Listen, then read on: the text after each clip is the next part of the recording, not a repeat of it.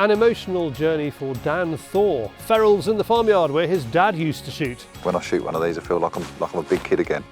Some of the most challenging pheasants in the country. The seated gun, JP Gaudin, takes on the Leighton Long Mountain shoot. Honestly, you couldn't write this, could you? No. Ian Coghill points out what's wrong with the RSPB. Dan Bibb has this week's field tester. We have the lowdown on Black Friday retail offers from the British gun trade. David has the news on the news stump, and James Marchington brings you the pick of YouTube in this week's Hunting YouTube. Welcome to Fieldsports Britain.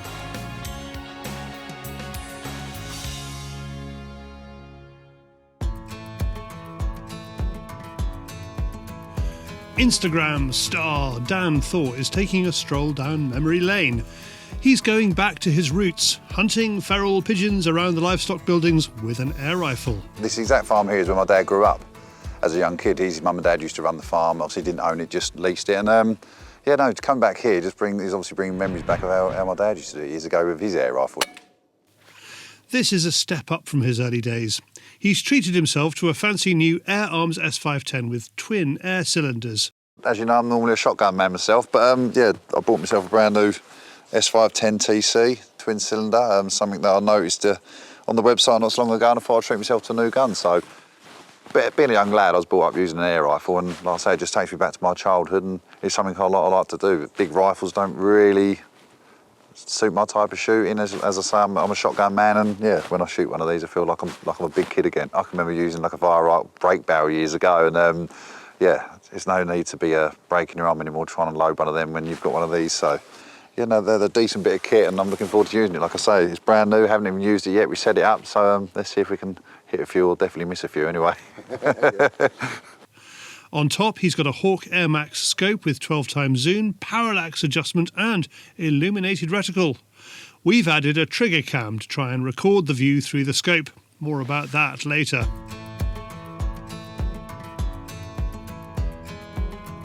There's a good-sized flock of birds sitting on the wires. Dan expected to see more. Normally, they'll run from this pylon and they'll run up to the third pylon. That'll be thick with feral pigeons, that would. Really? Honestly, from there all the way up, they'll be thick, solid with feral pigeons. But there's a fair few there. There's probably a good, 60 or 70 ferals there, but there's not so many here today. And I'm guessing, like I say, because there's been a lot of scatter drilling around lately, I reckon a lot of the birds have pushed off and found that for now. It might be a bit of a waiting game. The pigeons on the roof are flighty, so Dan heads into the barns. There are pigeons up among the beams. This is the reason for coming in here and clearing these out. You can see the state they're making just all over the barn. There's a poop everywhere.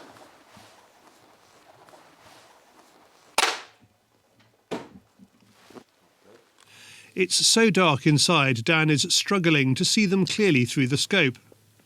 The trigger cam isn't helping. It steals a lot of the light for the camera, so the sight picture is darker than it should be. Back outside, we play cat and mouse with the birds. While Dan is up one end of the farmyard, the birds swoop in the other end to feed.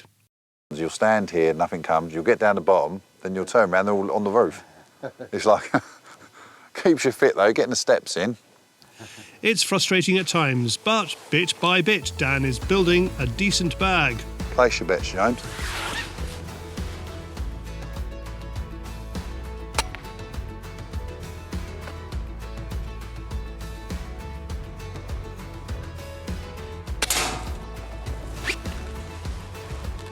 I ain't so good with this air rifle, mate, am I?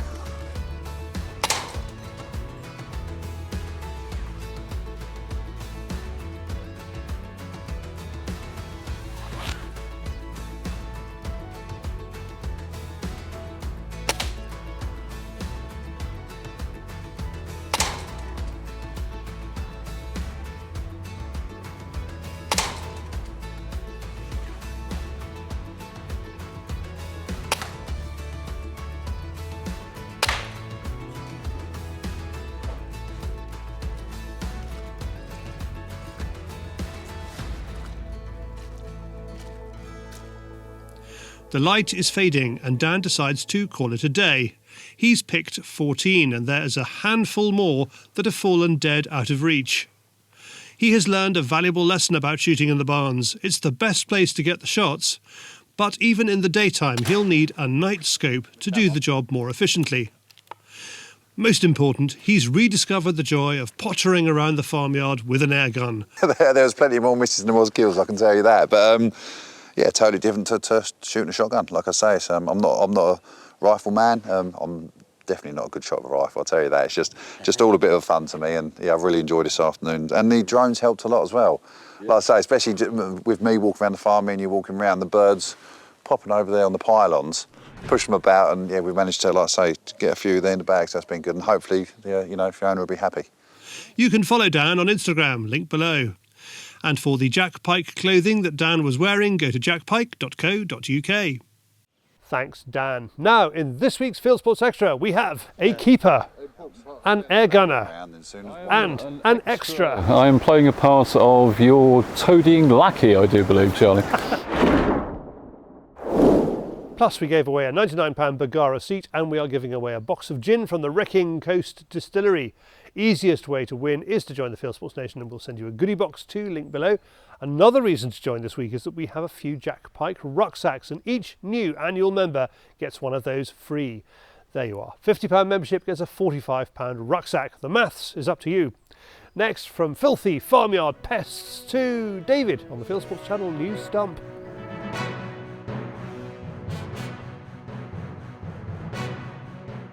This is Fieldsports Channel News. It's been described as an own goal by the royal family. Some residents at the King's private Scottish home, Balmoral, are furious at a reported decision to remove historic Highland ponies and cattle. According to the Scottish Farmer newspaper, a breeding programme created by the late Queen to safeguard rare Highland ponies and cattle is to be removed south of the border. It's led to concern over a loss of jobs, heritage and tradition. The iconic ponies were originally bred to help carry deer off the hills. The Scottish farmer spoke to sources who do not wish to be identified.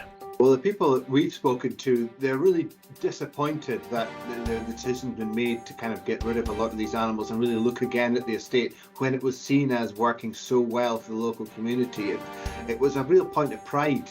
The new owners of Calnadarnock estate in Perthshire say yes to deer stalking, but no to driven grouse shooting.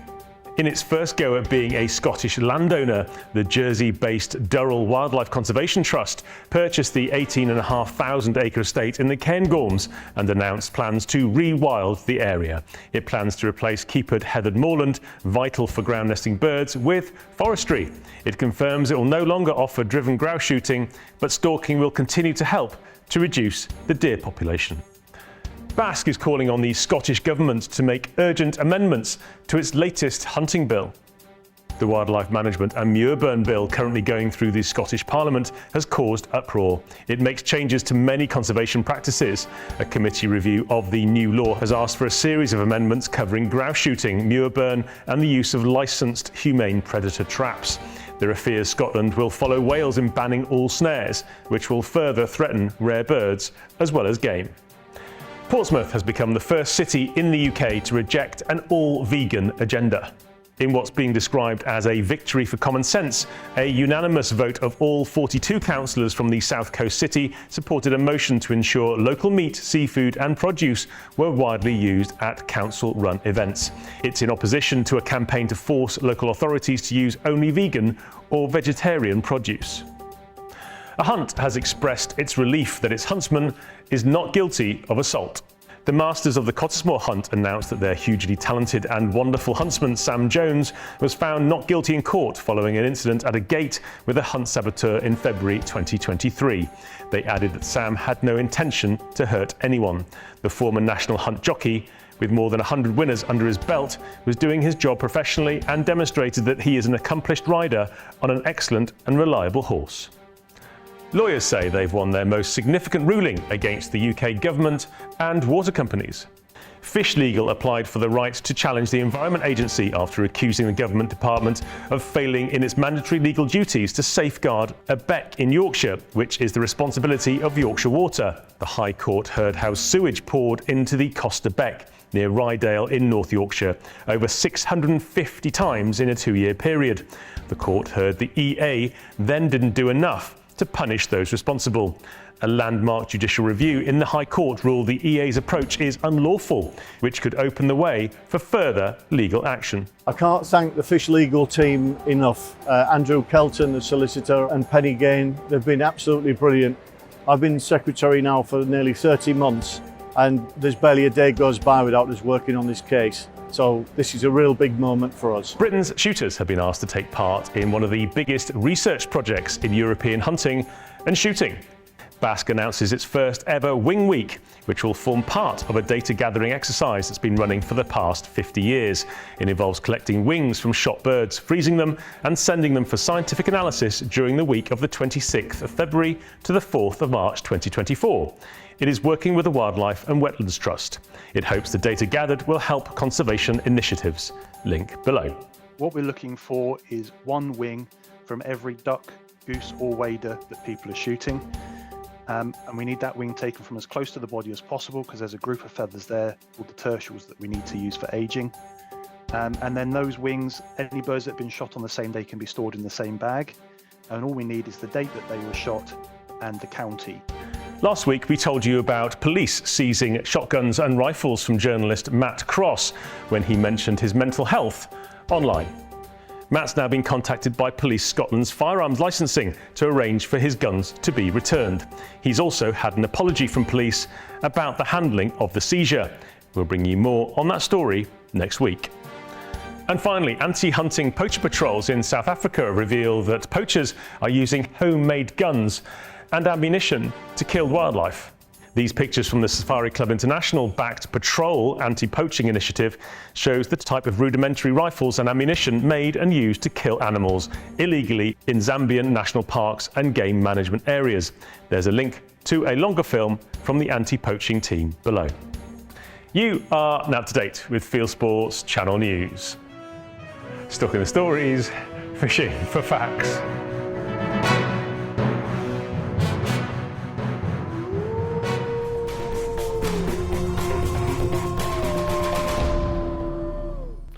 Thank you, David, who is like a stuck record when it comes to like and subscribe below this film. Please can you do that for him? Thank you. Now, it's Black Friday this week, when retailers traditionally shower us with offers. We've been out to the UK gun trade and asked them what's hot, and here it is. You can get between £40 and £400 off award-winning optics from Maven, including custom binoculars, spotting scopes and rifle scopes, exclusively sold direct with no middleman and no retail markup. There's up to 35% off Smith's products, which has a wide range of knives, scissors and sharpeners available, ranging from simple fixed angle and pull-through sharpeners to precision kits designed for the knife sharpening perfectionist. There's 25% off Fix-It sticks, which makes a gun multi-tool system featuring a variety of specialist tools and Torg limiters, along with standard quarter-inch bits. And our old friend Rovins clothing, made for movement, comfortable and protection against both the weather and ticks, has up to 20% off in its Black Friday sale. There are links to all of these below. Please use the links because we earn a tiny percentage if you do. Next, JP Gaudin takes a seat for one of the most spectacular shows of pheasants on any shoot in the country.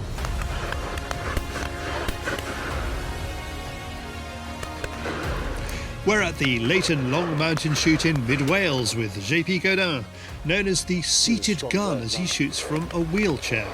It's the first drive and he's struggling with the low sun.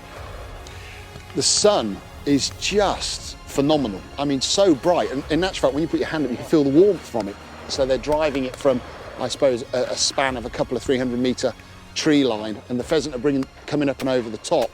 But with the sun just here, you're literally, it takes away 2/3 of the tree line. So we weren't able to see pretty much anything on the right until it was either above us or unless it had gone past us, which obviously from being in the chair perspective, swinging round is not really feasible. But, you know, as I said, we took, I think, 4 or 5 really nice birds, high birds that we were chuffed with.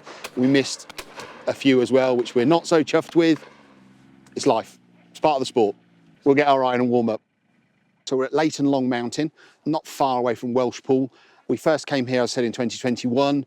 We haven't been able to get back since then because of certain things happening. We brought the team today. Last time I shot it on my own, but this time we got the whole team here. The nice thing about Leighton Long Mountain compared to other shoots is the homeliness, the friendliness. It's a real sort of family affair. They've got a fantastic shoot lodge here as well. The topography speaks for itself, really. You know, we're in Wales, so, you know, we're fortunate with that. And as long as I think you get the right birds and you get the right bit of crossbreeding down and all that type of stuff, the birds are going to fly well. We're a bit short of wind actually today, but even saying that, we are still seeing birds at 50, 60 metres. So hopefully the wind will pick up, the sun will disappear, and it will stay dry, which will be a miracle. But anyway, we'll pray.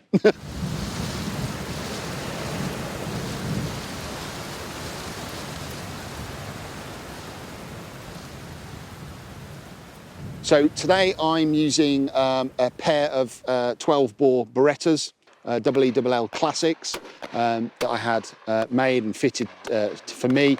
And then I'm using my sort of go-to cartridge throughout the season, Ely Zenith. And today I'm using a 34-gram 5, just the fibres, not the Pro Eco wads.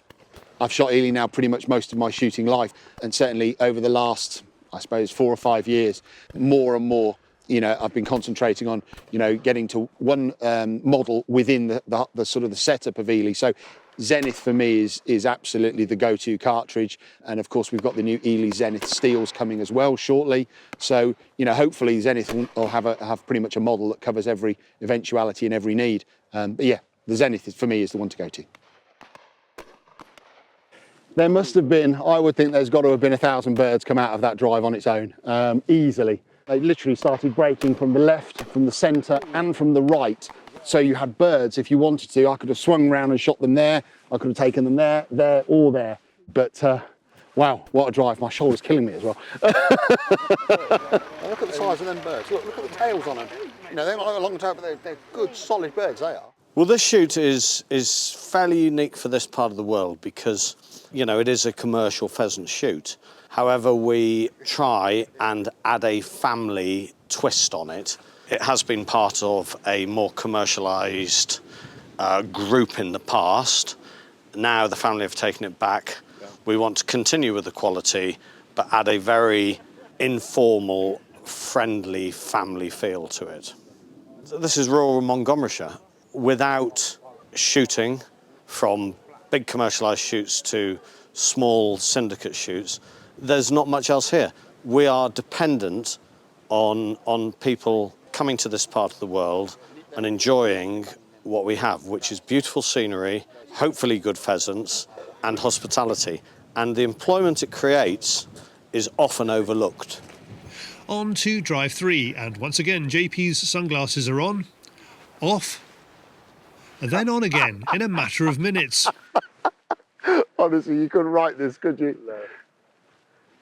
Here we go.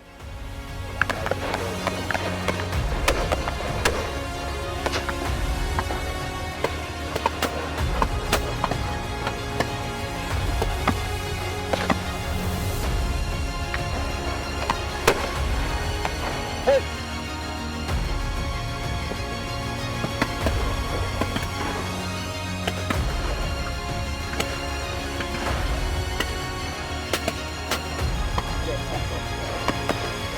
Shot, Matt.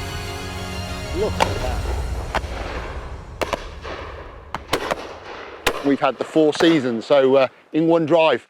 We started off with really heavy wind, we then had the sun, we then went overcast, and now we've got the stereo normal rain. So, but yeah, good drive, birds approaching 70, I think 70 plus metres off a copse of trees behind us, hence the name.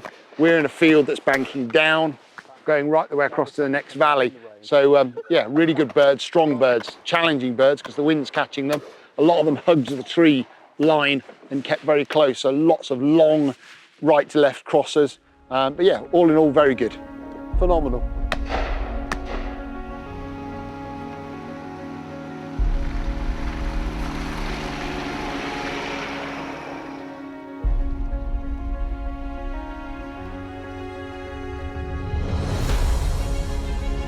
Drive 4 here at Leighton Long Mountain, little trees.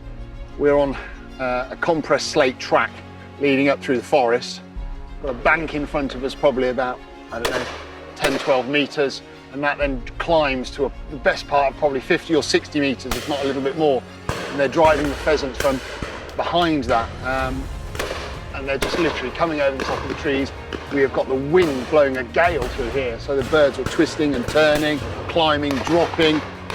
Just a phenomenal drive. Look at him up there, look all the way up there, look.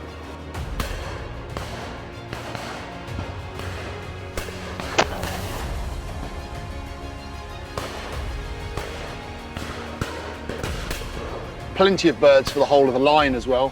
So we had a few early birds, then it went quiet, then a few in the middle, and then towards the end when they were flushing it back, some fantastic birds really. Can't complain. It's exciting stuff, wasn't it? Absolutely. Absolutely. I think we got plenty of good footage. So, you know, from drones and cameras and one thing or another, we should be able to see up in the sky, down on the ground, and a bit of everywhere in between. Yeah, and you didn't shoot the drone down. So no, I haven't got a bill today then. For more about Ely cartridges, go to elyhawklimited.com. You can follow JP on Instagram, link below, and find out about the shoot at leightonlongmountainshoot.com. Thanks, JP. Now, back in July when I was running the Cartagena's Game Fair Theatre, I had the pleasure of interviewing one of the fiercest critics of the RSPB in the country, former chairman of the Game and Wildlife Conservation Trust, current chairman of Aim to Sustain, Ian Coghill. All the organisations and Aim to Sustain are only as good as their resource base, and if you look at that, that's terrifying. So in spite of the fact that some very rich people shoot, and in spite of the fact that a lot of people spend a lot of money on shooting, not everybody's rich, but most of them are, it's a way of life, it's something you don't want to lose. The enemy, if I can characterise them as that, the people that want to do us harm, are immensely resourced. So the RSPB, who you talked about earlier, and we all love, and if you want to read about them, then in my book over there, Moreland Matters, is available today. That they spend £30 million a year on inspiration. Don't be surprised if that inspiration includes stabbing me in the back or you in the back. It is not about simply inspiring people to like birds. It's about manipulating policy and manipulating public opinion. We haven't got those resources to use. What we have got, and I think we underutilise, quite frankly, is you and the other people that are walking about out there. There is a view when you come to defending something, like shooting, to think of it as something that organisations can do. Well, they can and they should and they're paid to do it. But they are as nothing compared to the power of the people that do it. So what drives me mad is when people say, oh, BASC should do this, or why didn't Countryside Alliance do that? Well, if you thought it was a good idea, why didn't you do it? I'm just a person. We're all people. Chris Packham is a person. He just decided to be a pain in the backside. So why don't you become pains in the backside? Well, if you've got an idea or a question to ask or something to get across, get it across. Don't wait for the organisations to do it. And what we should do, and that book I wrote was part of it, is we should ensure that all the people that want to have got all the arguments and got the confidence to deploy those arguments, and then let them loose. Thanks, Ian. And you can buy his book, Moreland Matters, about the future of our uplands and how the RSPB has got it so badly wrong, in our online shop. Link to that below. Next, Dan Bibb from Shooting Sports UK brings us Field Tester.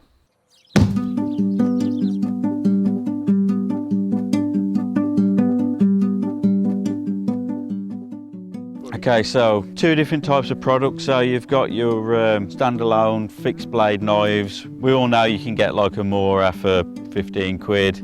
They're absolutely cracking knives. However, there's a set number of stalkers out there who want something a little bit nicer, a little bit more flashy, but still don't want to spend too much money, because at the end of the day, it's a tool and it is going to get wrecked. And I think the Spyderco Bow River actually fits that perfectly. So it's got like a laminated handle, which obviously isn't going to swell like a wooden handle would. Comes with this leather sheath. The blade is great all-round blade for deer stalking, for grollicking, anything really, from small muntjac up to your bigger stuff. It's not something I'd want to go through a rib cage with, but still, it's a cracking knife. It only comes in at $49.99, so that is actually what I'd class as like a reasonably priced knife, which Is that in the field, Dan? Yeah, I've used this in the field. I've used one of these many times out and about. It's got a nice edge so you can actually keep it sharp really easy, and I think that's an important point really, is a knife's got to be able to hold its edge well when it's being used, but also it's got to be easy to sharpen. You can get some knives where the steel is extremely tough, and although it holds the edge for a lot longer, it takes a little bit more care and a lot longer to actually sharpen them afterwards. This is something now which I use one of these myself. These are extremely hard wearing. It's a versatile knife. Obviously you've got your two types. You've got something that is going to get through a rib cage. You're going to be able to knock bone with this. You know, you're going to be able to rip through everything you need on a deer carcass. But it's also got your added bonus of your gut hook as well. No messy grolloks. And that also comes with this chest saw as well. It's not as hard or as solid as one which you'd buy as a dedicated proper, you know, hardware and chest saw, but it definitely does the job for like for dows and muntjac, stuff like this. You know, it's a nice saw. That set is only £92. Yeah, I use one of those myself. These are brilliant. Thanks, Dan. Now from kit to the wider world of hunting and shooting on YouTube, brought to you by James Marchington, it's Hunting YouTube.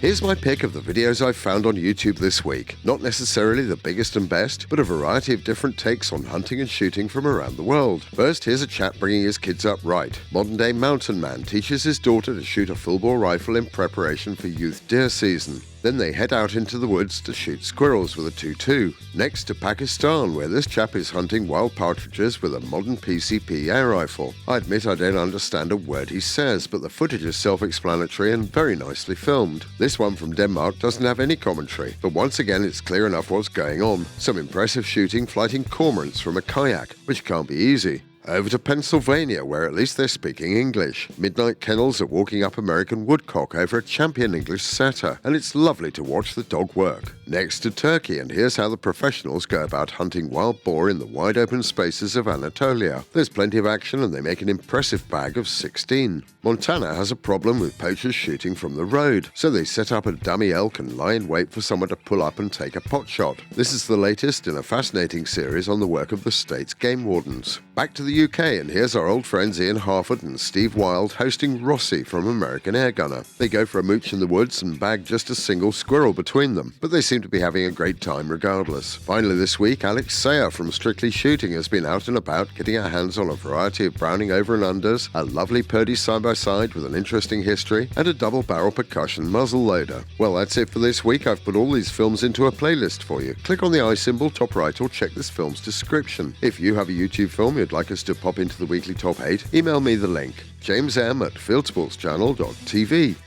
And that's it for this week. If you haven't done so already, please whiz over to our website, fieldsportschannel.tv. You can click to like us there on Facebook and on Instagram. You can follow us on Twitter, subscribe to us on YouTube, pop your email address into our register page, and we'll contact you about this show. Fieldsports Britain. It's at 7 PM UK time every Wednesday. And this has been Fieldsports Britain. Good hunting, good shooting, good fishing, and goodbye.